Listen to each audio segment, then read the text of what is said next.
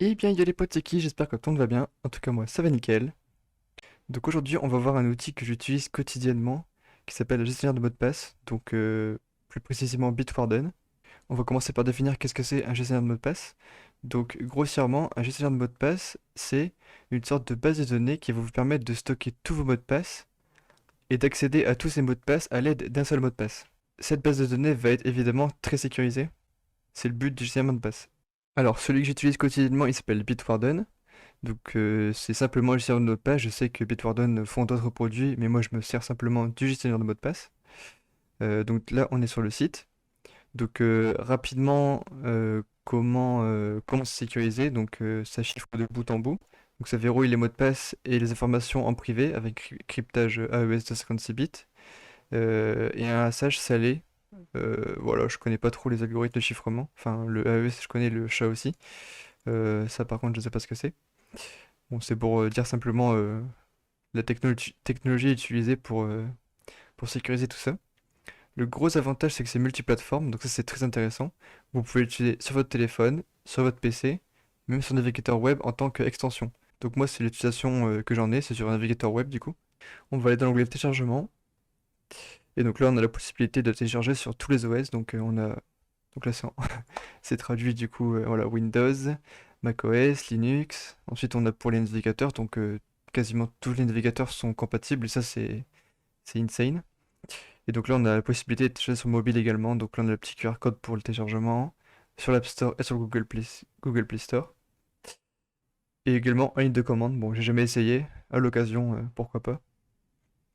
Mais je trouve le plus utile, moi, ce qui me sert le plus, c'est en extension de navigateur. Alors donc là, on peut voir déjà que j'ai un mot de passe maître à rentrer. Donc là, on met un mot de passe solide. Donc là, j'entre mon mot de passe et j'accède à mon coffre. Donc là, on a l'onglet, on a mon coffre. Donc là, on a tous mes mots de passe, etc. Enfin tous mes comptes, etc. que j'ai déjà enregistrés. Tiens, on a un générateur de mots de passe, ça c'est très utile. Étant donné qu'on stocke dans un générateur de mots de passe, on n'a pas besoin de retenir les mots de passe. Donc du coup, on peut mettre un mot de passe très très complexe, donc on peut mettre énormément de caractères. Ça dépend des sites, mais souvent ils acceptent pas trop les mots de passe de plus de 30 caractères. Donc moi je laisse à 29. Et ensuite on peut faire des phrases, on peut sélectionner des mots de passe, la complexité, etc. Et ça, c'est très intéressant parce que bah, pour brute forcer ça, c'est très compliqué. Donc voilà, on peut avoir des mots de passe générés et donc très complexes, et on n'a pas besoin de les retenir grâce au gestionnaire de mots de passe. Il suffit simplement d'avoir un mot de passe complexe, un seul à retenir pour accéder au coffre, et ensuite on peut faire comme on veut. Alors, à titre de démonstration, on va créer un compte sur OPGG. Donc j'ai choisi un site au hasard évidemment. Donc du coup, pour cela, je vais prendre un mail temporaire. Je peux utiliser ma boîte mail perso. Ensuite, on met un nickname, donc un pseudo, Kizaro, s'il n'est pas déjà utilisé. Non, c'est bon. Alors du coup, on va ouvrir Bitwarden, on va mettre notre mot de passe, donc moi je l'avais déjà mis, du coup il est resté. En fait, ce qu'il faut savoir, c'est que si vous éteignez votre navigateur et que vous le rallumez, il va vous redemander votre mot de passe. Donc voilà, si vous avez une session en cours sur votre navigateur, vous ne serez pas déconnecté si vous mettez en veille ou un truc comme ça. Alors du coup, là je vais faire ajouter un identifiant. On va mettre le nom de l'utilisateur. Et ici, on a un champ mot de passe. Donc, on a plusieurs petites icônes. Donc là, on a vérifier si le mot de passe est exposé, afficher masqué et le générateur de mot de passe.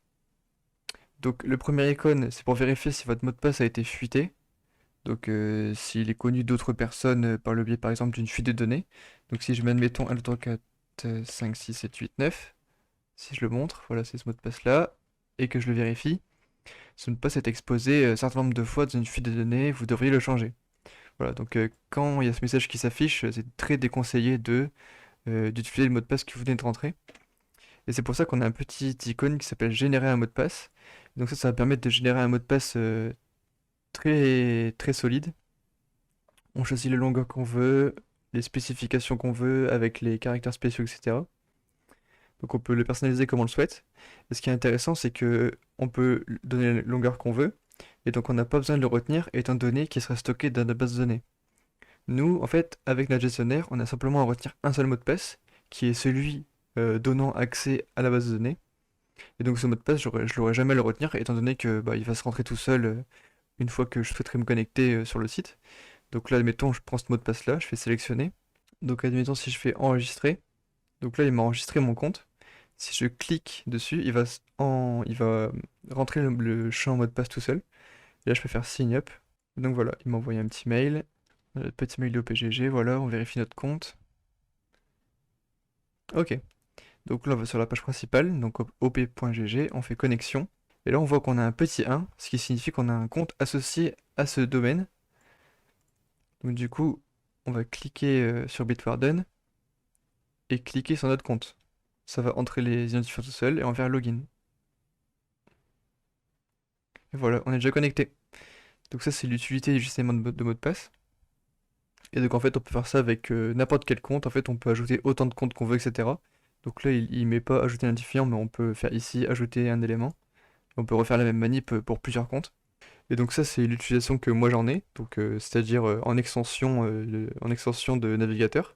Mais vous pouvez également l'utiliser en tant qu'application sur Windows ou Linux. Donc ça a la même fonctionnalité, simplement que vous mettez votre mot de passe et vous avez accès à tous vos identifiants.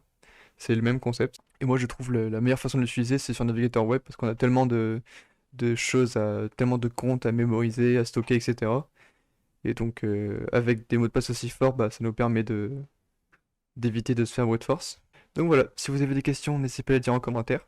Si vous voulez que je teste par exemple la version desktop, enfin la version applicative de Windows ou alors sur d'autres OS, etc., n'hésitez pas à me le dire. Il faut savoir également que moi j'utilise sur mobile, ça me sert des fois pour me connecter par exemple sur mon téléphone, ça permet de me connecter à différentes applications sur mon téléphone. Donc voilà, et si j'ai dit des conneries, n'hésitez pas à le dire en commentaire également.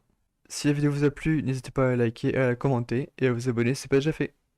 Et moi je vous dis ciao ciao pour la prochaine vidéo. Salut!